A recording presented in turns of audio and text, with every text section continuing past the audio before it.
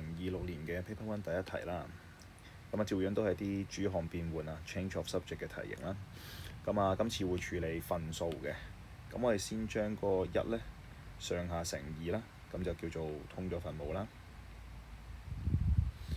跟住又將個3乘過對面啦，2又係乘過對面啦。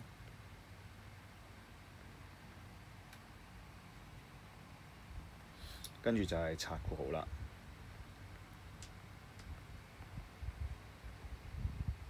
OK， 然之後就睇翻邊一個係 subject 啦。M 係 subject 嘅話呢，我哋就將佢掟去是但一邊啦。我哋通常都唔想處理負數嘅，咁所以呢，我哋會將個3M 呢掟過右邊。同時間啦，將冇 M 嘅嘢呢就掟翻去左手邊。咁所以呢，就會係2N 減6呢就等於7M。咁基本上已經做完㗎啦。M 咁即係話要將個7掟埋過去啦。除過去左手邊啦，咁所以就會係除7啦。呢啲 change of subject 就都係幾個重點嘅啫。第一步係通分母啦，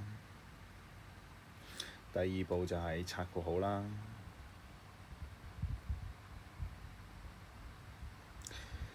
第三步就係將你要嘅 subject 呢，即係你要嘅主項啦，即係 subject 啦，就會係歸邊啦。